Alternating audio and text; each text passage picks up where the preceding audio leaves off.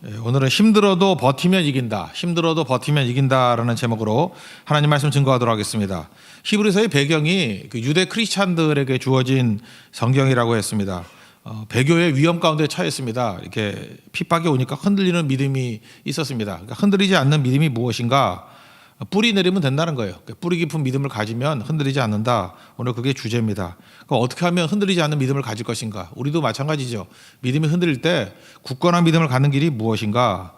첫 번째는 초보에서 완전으로 나아가라. 말이 좀 어렵나요? 성경 그대로예요. 초보에서 완전으로 나아가라. 이걸 해석을 한다 그러면 부르심의 목적에 합당한 삶을 살라. 좀 어렵죠? 좀 한번 풀어보겠습니다. 항상 초보에만 머무르지 말고 완전한 데 나아가라. 이게 핵심입니다. 같은 거 반복하지 말고 전진이 있어야 된다. 그래야 완전해질 수 있다. 이렇게 얘기를 하는데 여기 나오는 완전이라는 단어가 perfection이라는 단어가 아니에요. 우리가 생각하는 perfect하다 그 뜻이 아니고 instruction, 그 instruction이라는 단어, 그러니까 이렇게 번역을 했다. instruction, 뭐 목적한 바, 지시한 바 이런 거거든요. 해석을 하면 이런 거예요. 하나님께서 우리 한 사람 한 사람을 만드셨을 때 나에게 원하는 목적이 있을 거 아닙니까? 그 하나님께서 내게 원하는 목적을 이루는 것을 말하고 있는 거예요. 그걸 완전이라고. 그러니까 하나님께서 내게 대한 기대가 있죠. 나를 만드신 목적이 있죠. 그 목적에 다다르는 삶, 그게 완전이라는 거예요. 그러니까 초보에만 머무르지 말고 하나님이 너를 부르신 목적이 있지 않냐. 그 목적에 합당한 삶, 그게 완전한 삶이다. 그 인생을 살라. 이렇게 얘기하고 있다는 것입니다. 그래서 이 얘기는 성장하고는 달라요. 성숙이라는 단어에 더 가깝다는 것입니다. 예를 들어서 우리 코가 계속 커지나요? 계속 커지면 피노키오게? 그렇잖아요. 이게 코도 자라다가 어느 선에 딱 멈추잖아요. 그러니까 하나님께서 내게 목적하신 바가 있죠. 그 정도 자라는 거라고. 키도 마찬가지죠. 저는 중학교 1학년 때 키가 181cm였어요. 그래서 걱정을 했다고. 옛날에는 버스가 낮아가지고요. 이렇게 학교 갈 때 보면 버스 높이가 180cm였어. 그래서 저는 뚜껑을 열어야지 이게 탈 수 있었거든요. 옛날에 참 버스가 작았다고. 지금 버스는 커졌는데. 그러다 보니까 걱정이 되더라고요. 이렇게 크다가 2m까지 크면 어떡하나. 그랬더니 우리 어머니가 너무 걱정이 돼가지고 저한테 그 역기를 사다 줬어요. 60kg짜리 역기. 참 묘하대요. 그 역기를 하는 그 순간부터 어깨는 벌어지는데 키는 1cm도 안 자라더라고.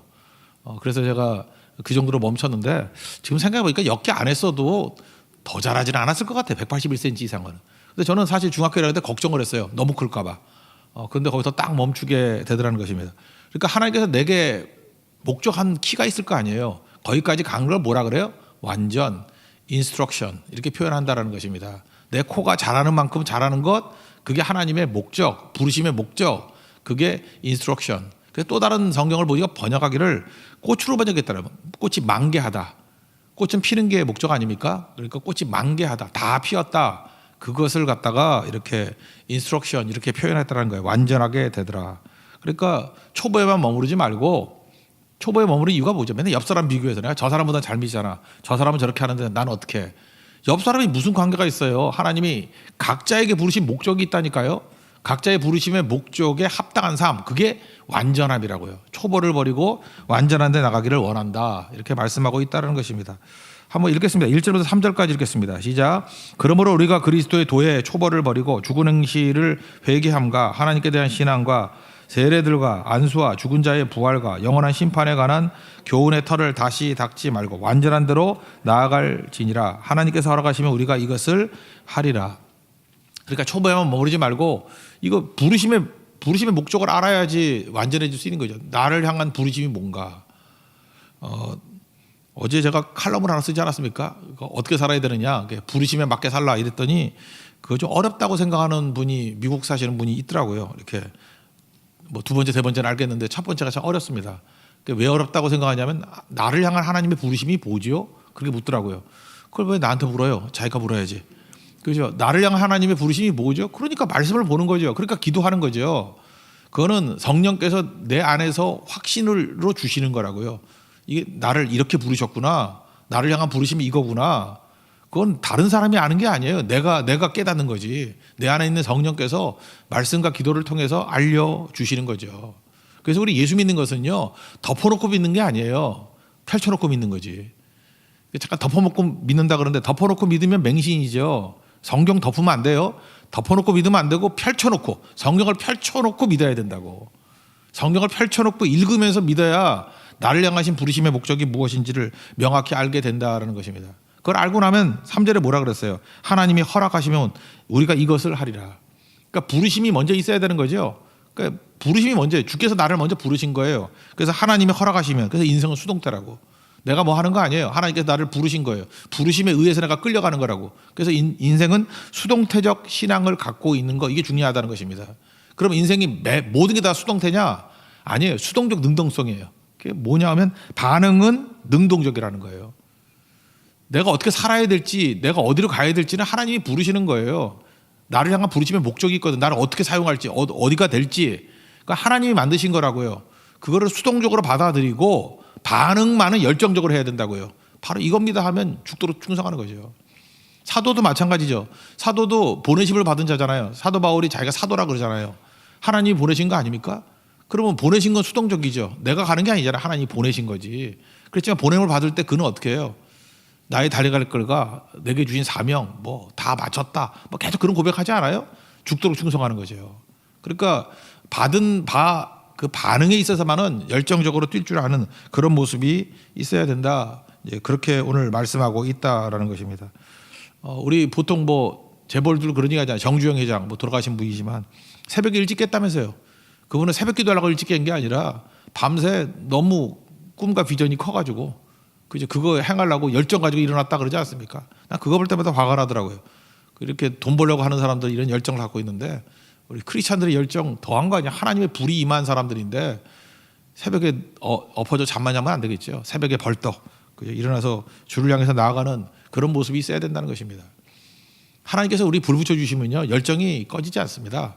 이거는 고갈되지 않는 열정이에요. 모세 보세요. 떨기나무 불꽃 가운데 하나님 만나잖아요. 근데 안 타잖아요. 무슨 얘기예요? 고갈되지 않는다는 그런 얘기예요. 성령이 주시는 이런 부르심은요 고갈되지 않습니다.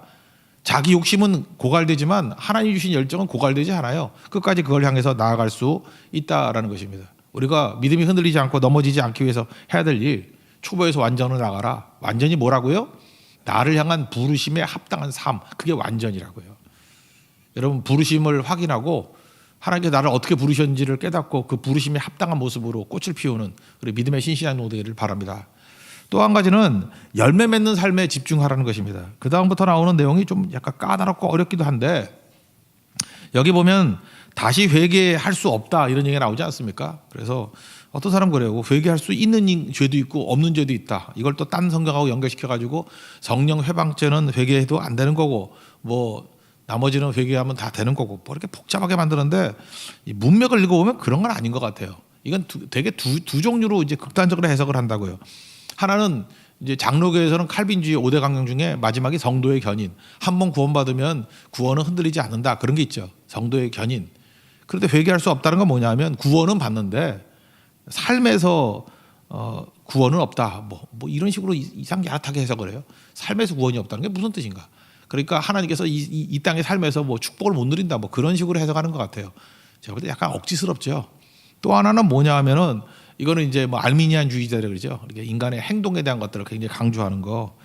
이건 뭐 이런 거죠. 구원 못 받는다 이거예요, 그냥. 그죠? 한번 이렇게 은혜 받고 성령의 체험 받고 난 다음에도 배신하면은 구원 못 받는다. 그래서 근거 구절을 마태복음 7장 21절 얘기합니다. 나더러 주여 주여 하는 자마다 다 천국에 들어가는 거 아니다.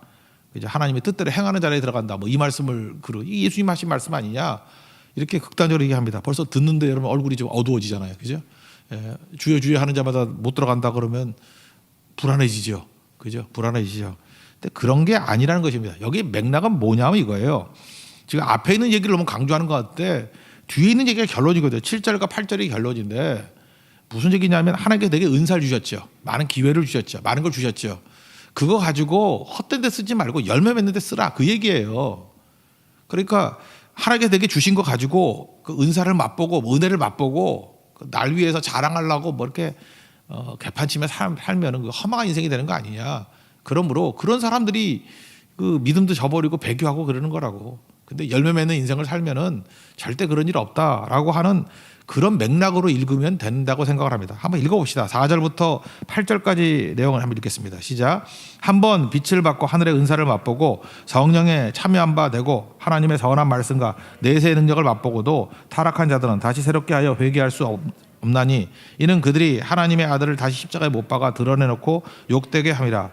땅이 그 위에 자주 내리는 비를 흡수하여 밭가는 자들이 쓰기에 합당한 채소를 내면 하나님께 복을 받고 만일 가시와 엉겅퀴를 내면 버림을 당하고 저주함에 가까워 그 마지막은 불사름이 되리라. 그러니까 무슨 얘기야? 하나님이 주신 은혜 갖고 열매 맺으면 된다 그 얘기죠. 그러니까 열매 맺으면 절대로 넘어지지 않는다는 거예요. 그러니까 목적을 어디다 둬야 돼요? 열매에 둬야 된다는 것입니다. 그럼 반대는 어떤 인생을 사는 거예요?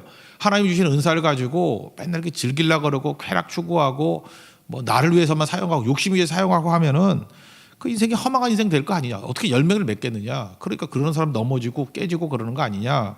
그런 말씀이라는 것입니다. 이런 거하고 똑같아요. 여러분들 인생에서 너무 과도하게 누리려고 그러지 마십시오. 그러면 성장이 안 돼요. 이렇게 성숙이 안 된다고, 전진이 안 된다고. 제가 이렇게 교육하는 분한테 한번 들어본 적이 있어요. 뭐냐면은 저도 제 아이들이 어렸을 때 하는 얘기라고. 저도 이게 좋은 아버지는 못 됐잖아요. 옛날에 집에서 많이 다니고 돌아다니고 하니까 애들 얼굴 볼 시간도 많이 없고 그러다 보니까 이제 죄책감이 있잖아요. 그래서 어디 외국 갔다 올 때마다 이렇게 장난감을 사오고 미안하잖아. 빈손으로 갈 수 없으니까 잠깐 이렇게 사다 주는 거. 그랬더니 그 외국에서 공부하시는 그분인데 잠깐 그런 거 사주지 말라 그러더라고요. 그러면서 왜 그러냐 그랬더니 어떤 집에 가보면은 방 하나가 장난감으로 가득 진 집안이 있대. 그러니까 되게 그럴 때 두 가지 조건이 있어야 된대요. 하나는 아버지가 돈이 많던지, 저는 그건 아니었는데 하여튼 돈이 많던지, 아니면은 애들한테 잘 못 해줘가지고 장난감으로 이렇게 보상을 해주든지 그 둘 중에 하나라는 거예요. 근데 그 교육하신 분이 그런 얘기 하더라고요. 아이들이 장난감이 너무너무 많으면은 성장을 못 한대요. 장난감에 빠져가지고 장난감이 중독이 돼버린다는 거예요. 근데 아이들이 장난감 갖고 싶은 게 있는데 만족이 안 되잖아요. 한두 개 갖고 놀다가 이제 거기서 약간 채우고 그 다음에는 다른 거에 대한 목마름이 생긴다는 거예요. 이 장난감으로는 도저히 우리 아버지가 나를 채워주지 못할 거야. 그지? 아무리 해도 난 이걸 채워지지 않아. 그래서 그 다음에 대한 관심으로 간다는 거예요. 그러니까 다음을 소망하는 능력이 생긴다. 그래서 애들한테는 목마름을 줄 알아야지 뭐든지 과도하게 해주면 거기에 머물러서 중독이 돼버린다고. 제가 그때 충격을 받았어요. 나도 그럴 수 있겠구나. 그래서 다시는 안 사갔죠. 그때 애들이 잘 크더라고요. 여러분 가운데도 혹시 지금은 그럴 분들 많이 없을지 모르지만 아이들 귀엽잖아요. 예쁘잖아요. 그리고 여유도 있잖아요. 그러니까 사주고 하면 방 하나가 장난감 방이 있는 집도 있어요. 그렇다 그러면 그렇게 하는 게 죄까지는 아니지만 성장에 도움이 안 된다니까요. 우리 인생도 마찬가지예요. 이 땅에서 장난감 가지고 있으면 성장이 안 되듯이 이 땅에 있는 모든 게 다 장난감들 아니에요. 옷 사고 차 사고 집 사고 장난감 아니에요. 그거에 매몰돼 가지고 그 다음을 생각을 안 하는 거예요. 그러니까 영적 성장이 없는 거죠. 그러니까 하나님께 주신 그 많은 능력을 가지고 장난감 가지고 놀다 끝내니 이네 열매 맺어야 돼. 열매 맺는 게 진짜 중요한 인생이야. 그게 넘어지지 않는 길이라는 거예요. 그러므로 좋은 아버지는요 아이들에게 적정하게 장난감 줍니다. 그리고 목마르게 만들어요. 그래야 열매를 거두게 된다는 거예요. 열매를 거둔다는 건 뭐냐면 이게 하나님께 영광이 되고요. 열매 요한복음 15장에 나오잖아요. 하나님께 영광이 되고 또 하나 이웃에게는 유익이 돼요. 여러분 열매를 맺는다는 건 무엇입니까? 열매는 내가 먹으려고 열매 맺는 거 아니죠. 사과나무가 사과를 먹나? 아니잖아요. 사과 열매를 맺히면은 남이 먹죠. 남이. 우리도 마찬가지라는 거예요. 열매 맺는 인생이라는 건 뭐냐? 하나님께 열매 맺으면 하나님이 영광 받으시고 또 하나는 내 이웃들이 그것을 누리게 된다라는 것입니다. 그래서 열매는 남이 먹는 거예요. 남이 누리는 거라고. 그래서 우리가 열매 맺는 인생이 되면은 내 주변에 있는 사람들이 참 좋아들 해요. 여러분 지금도 그래요. 내가 열매 맺는 인생인지 아닌지를 알 수 있는 방법이 뭐냐? 내가 예수를 잘 믿었더니 주변 사람들이 막 좋아하는 거야. 왜 좋아하죠? 내가 열매를 맺으니까 그 사람들이 유익이 되는 거예요. 어머니가 예배 드리고 오면 아들이 너무너무 좋아해. 왜? 막 신경질 내고 화내던 엄마가 예배만 드리고 오면 자상해지고 거의 예수님을 방불케 하고 막 이렇게 된다고. 그러니까 예배 좀 가라고. 근데 우리는 반대죠. 예배 갔다 오고 난 다음에 이게 뭐냐 집은 난장판 치고 이렇게 문제가 되는 거죠. 그러니까 내가 유익이 되는 거예요. 여러분 20세기 초에 1903년 이럴 때 1907년이 평양 대붕이잖아요. 1903년에 웨일즈에서 대붕이 일어났거든요. 그때 웨일즈에서 대붕이 일어났을 때 그런 얘기 들어보셨습니까? 그 부흥을 제일 기뻐했던 게 누구냐면 나귀가 기뻐했대요. 나귀들이 왜 기뻐했느냐? 사람들이 예수 믿고 변화되기 이전에는 분풀이를 그때 산업혁명 시대에 얼마나 사람들이 노동 강도가 심하고 어려울 때였습니까? 그러니까 나귀한테 발길질하고 나귀를 학대하고 막 그랬다라는 거예요. 근데 예수 믿고 변화가 되고 부흥이 일어나니까 나귀를 그렇게 잘해주더라는 거예요. 나귀가 기뻐했대요. 어떤 사람은 나귀 붙잡고 회개했대요. 같이 울면서 내가 그동안 때렸더니 얼마나 뭐 지어내기 같기도 한데 그죠? 나귀 붙들고 같이 울었대요. 나귀도 같이 울었대요. 기뻐서 뭐 그런 얘기도 있어요. 하여튼 이건 제가 과장하는 거 아니에요. 나귀들이 기뻐했다는 건 기록에도 남아 있어요. 그죠? 그 정도로 그 주변 사람들이 기뻐하는 거죠. 왜? 내가 열매 맺으면 열매는 내가 누리는 거 아니에요. 지금도 마찬가지죠. 어떤 사람 이기적인 사람 그래요. Not I but Christ. 그게 안 되는 NIBC가 안 되는 사람들의 특징이 뭐냐면 내가 먹지도 못하는데 뭐하러 그걸 맺어? 이런다고요. 그러니까 자기밖에 모르는 거예요. 열매는 이웃을 위해서 맺히는 거예요. 주변 사람을 위해서 맺히는 거라고. 그래서 주변 사람들이 내가 변화되는 것 때문에 다 기뻐한다고. 그게 열매 맺는 인생이에요. 그걸 정확히 알고 나가야 된다는 것입니다. 아니 보세요. 우리 자매들 예쁜 자매들이 있으면 예쁘면 자기가 좋나? 보는 사람이 좋지. 멋있는 형제 있으면 자기가 좋나? 보는 사람이 좋은 거지. 그런 거 아니에요? 그래서 나도 좋은 거죠. 안 그래요?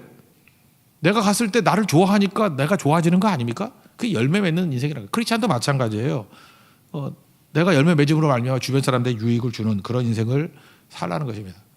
그래서 그렇게 사는 게 뭐 어렵지 않겠죠. 그러면 이렇게 열매 맺는 방법이 뭐냐? 이제 그 뒤에 나오는 9절부터 나오는데 사랑하면 쉽다는 거예요. 사랑하면 열매 맺고 섬기고 뭐 이런 게 쉽다라는 거예요. 뭐 결심하고 열심 갖고 되는 게 아니고 사랑하면은 다 쉬워지잖아요. 아무리 힘든 일도 뭐 사랑하는 사람을 위해서 한다 그러면 뜨거워지는 거 아닙니까? 그 얘기를 하고 있습니다. 9절부터 12절까지 한번 읽어보겠습니다. 시작. 사랑하는 자들아 우리가 이같이 말하나 너희에게는 이보다 더 좋은 것 곧 구원에 속한 것이 있음을 확신하노라. 하나님은 불의하지 아니하사 너희 행위와 그의 이름을 위하여 나타낸 사랑으로 이미 성도를 섬긴 것과 이제도 섬기고 있는 것을 잊어버리지 아니하시느니라. 우리가 간절히 원하는 것은 너희 각 사람이 동일한 부지런함을 나타내어 끝까지 소망의 풍성함에 이르러 게으르지 아니하고 믿음과 오래 참음으로 말미암아 약속들을 기업으로 받는 자들을 본받는 자 되게 하려는 것이라. 세 번째 내용은 뭐냐면 우리가 흔들리지 않는 믿음 갖기 위해서 필요한 거는 버티라는 거예요. 견디라는 거예요. 인내하라는 거예요. 그러면은 이제 흔들리지 않는 믿음 가운데 갈 수 있다는 거죠. 아브라함이 예를 들고 있어요. 믿음의 조상이죠. 요즘에 지난주까지 우리 주일에 아브라함 살피지 않았습니까? 그러니까 내용은 이거예요. 하나님의 약속을 인내의 그릇에 담으라 그런 얘기예요. 아브라함은 하나님 한 분만을 믿고 그죠? 버텼다는 거예요. 그죠? 버팀을 통해서 결국은 약속을 성취하지 않았느냐 뭐 그런 말씀을 지금 하고 있습니다. 한번 읽어봅시다. 13절부터 15절까지 아브라함 얘기를 읽어봅시다. 시작. 하나님이 아브라함에게 약속하실 때 가르쳐 맹세할 자가 자기보다 더 큰 자가 이가 없으므로 자기를 가르쳐 맹세하여 이르시되 내가 반드시 너에게 복주고 복주며 너를 번성하게 하고 번성하게 하리라 하셨더니 그가 이같이 오래 참아 약속을 받았느니라. 예정을 아브라함을 두고 있죠. 인내로 약속을 받았다. 오래 참아 약속을 받았다. 이게 핵심이겠죠. 믿음이 뭐예요? 에무나인데 히브리어 단어로 에무나. 그 뭐래? 버틴다, 견딘다 이런 거죠. 어떻게 버틸 수 있어요? 그 약속이 있어야 버틸 수 있죠. 약속 붙들고. 그래서 버티면은 그때부터 우리 유익이 다 생긴다는 거예요. 하나님께서 믿음을 통해서 우리에게 주신 유익이 뭐냐면 버티는 거거든요. 그리고 근육도 생기죠. 우리 뭐 헬스클럽이나 이런 데 한번 가보십시오. 대부분이 이렇게 뭐 러닝머신이 뭐예요? 이렇게 가만히 있으면 넘어지게 만드는 거 아니에요. 이렇게 도니까. 안 넘어지려고 버티다 보면은 다리가 튼튼해지고 그런 거 아니에요? 엮기도 마찬가지죠. 이렇게 들다 보면은 버티는 거죠. 힘으로 버티는 거. 그러다 보면 알통이 생기고 뭐 배에다가 이렇게 뭐 벨트 같은 걸로 뭐 움직이는 거 있대. 그것도 아프지만 버텨야 되죠. 버티면은 배에 근육이 생기고.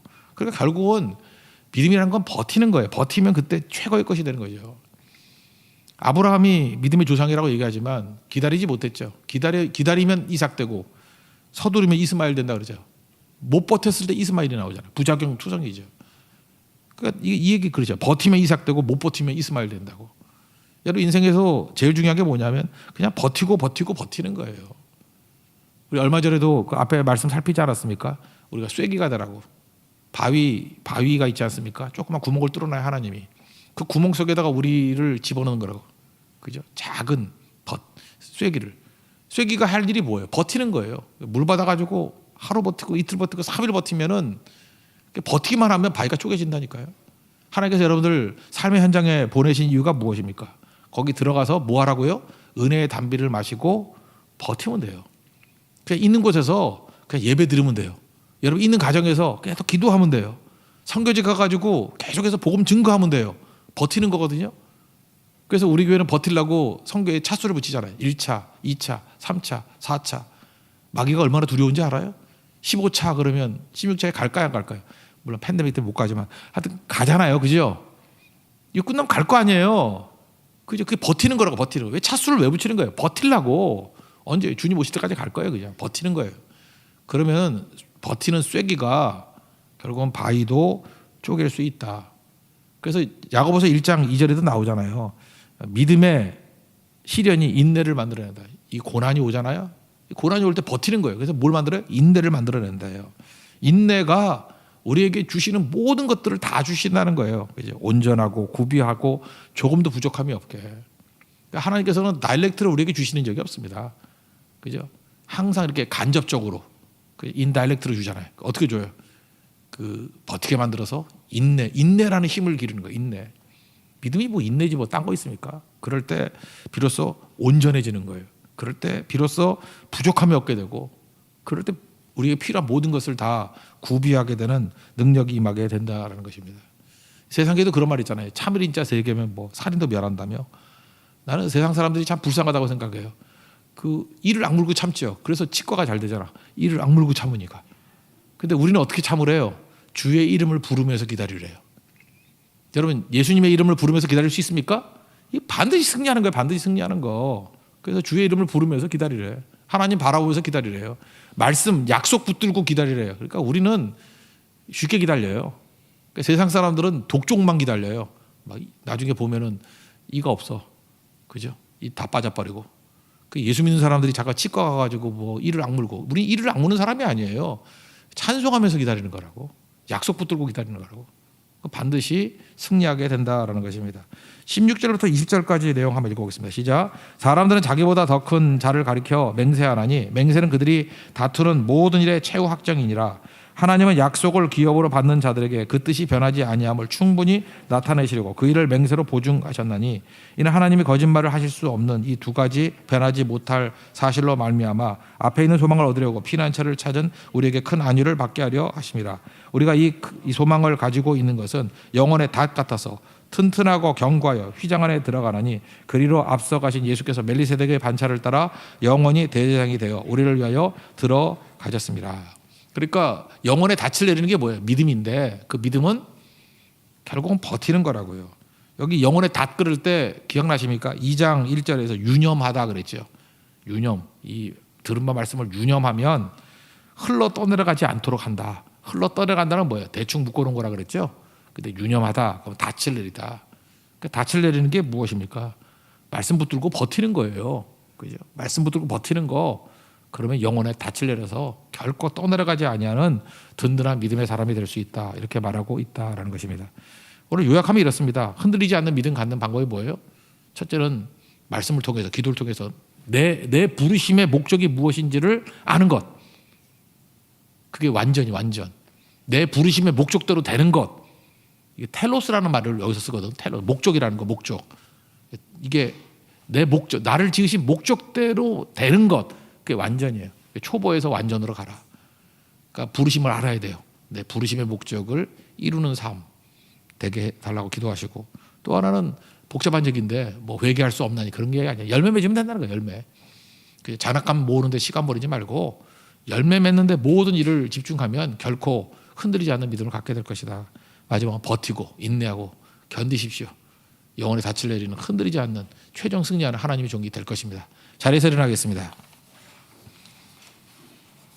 나는 기도하기를 쉬는 죄를 범치 않으리 찬양하겠습니다.